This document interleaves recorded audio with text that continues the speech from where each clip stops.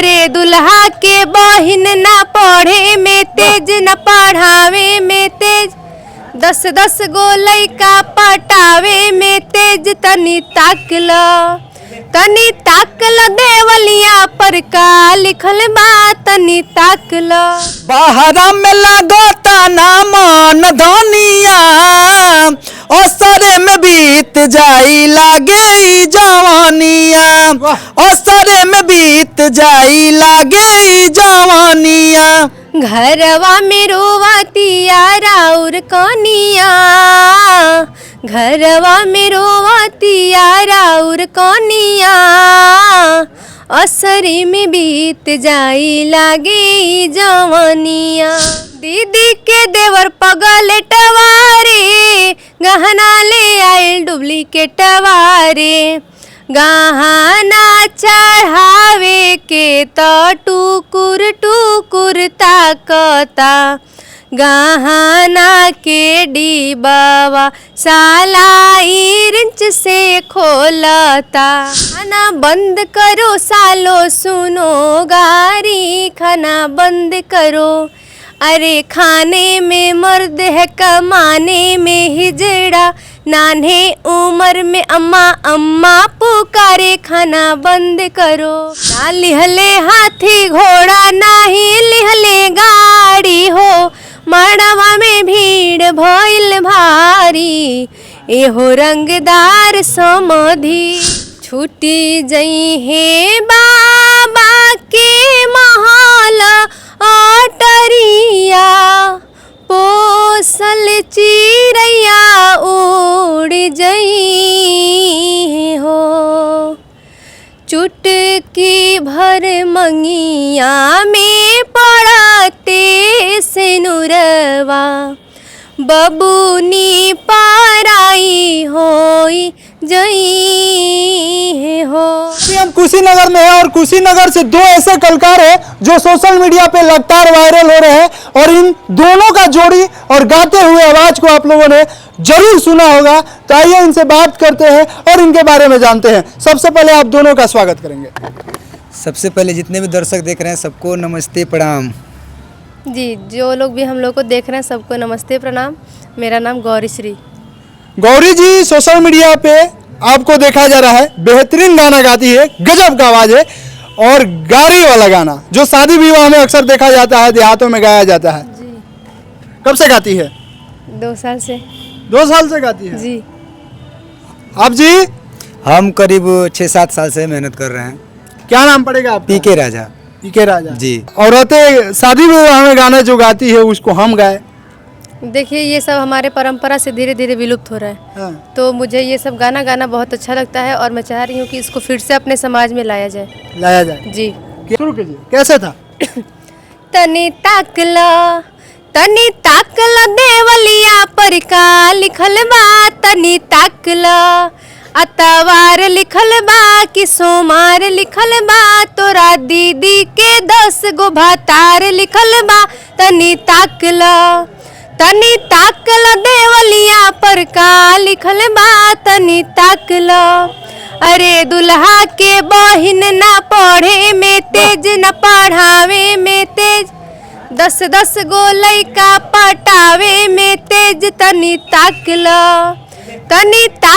देवलिया पर का लिखल बा तनी ताकल। इतना परफेक्ट तरीका से गाती है, क्या शादी विवाह में भी जाकर गाती है? कहाँ से सीखी है ये सब?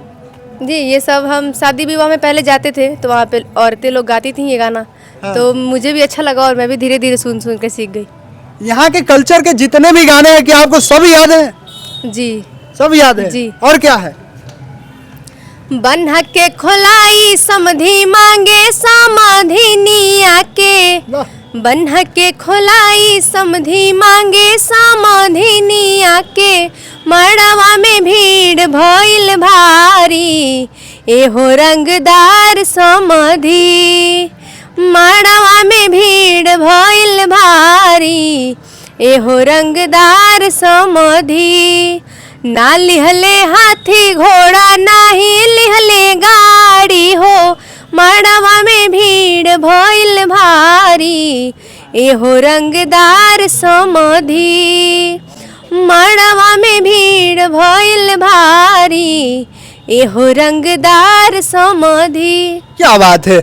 इसी प्रकार से ये तमाम गाना गाती है। और एक और यहाँ पे कलाकार है, ये तो गजब गाते हैं भाई। आपका कौन सा था जो वायरल हो रहा था? एक हम लोग का गाना है, डुएट दोनों लोग गाए हैं। हाँ। और वही गाना चल रहा है इस टाइम। बाहरा में लगोता ना मन धनिया, बाहरा में लगोता ना मन धनिया, असरे में बीत जाई लागे ई जवानिया, असरे में बीत जाई लागे ई जवानिया। घरवा में रोवतिया राउर कनिया, घरवा में रोवतिया राउर कनिया, असरी में बीत जाई लागे ई जवानिया, असरी में बीत जाई राजा ई जवानिया। भोर के जगावल पनिया मंगावल, याद बड़ी आवेला, बार बार उठावल हमके सतावल, याद बड़ी आवेला, बिरह में जरतिया ई बिरहिनिया, बिरह में जरतिया ई बिरहिनिया, असरे में बीत जाई लागे ई जवानिया, असरे में बीत जाई लागे ई जवानिया। क्या बात है। इस आवाज को और इस गाने को आप लोगों ने सोशल मीडिया पे लगातार वायरल होते हुए जरूर देखा होगा।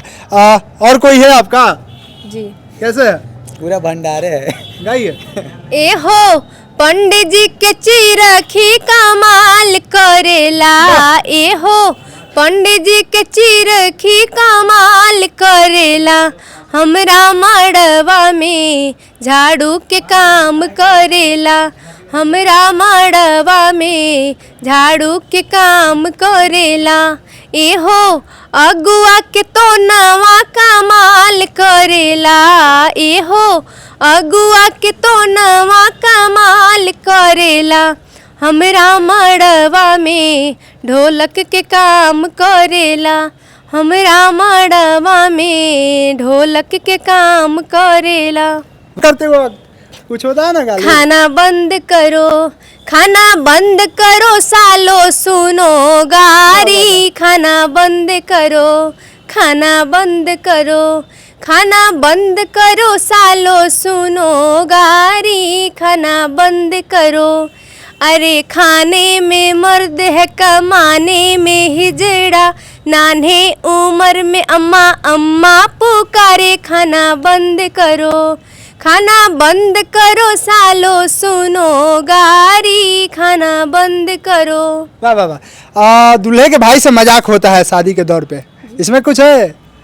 दीदी के देवर पगल टवारे, गहना ले आइल डुप्लीकेट वारे, दीदी के देवर पगल टवारे, गहना ले आइल डुप्लीकेट वारे, गहना चढ़ावे के तो टुकुर टुकुर ताकता, गहना के डिबावा साला इंच से खोलता, गहना के डिबावा साला इंच से खोलता। क्या बात है गौरी जी, आपके जैसा मैंने यार कभी कलाकार नहीं देखा है।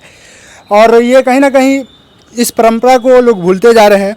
और जब लड़की का शादी हो जाता है, विदाई होता है, उस वक्त का कुछ है? जी छूटी जई है बाबा के महल अटरिया, पोसल चिड़ैया उड़ जई हो, चुटकी भर मंगिया में पड़ते सिनुरवा, बबूनी पाराई होई जई हो, चुटकी भर मंगिया में पड़ते सिनुर ससुरवा बबूनी पराई होई जई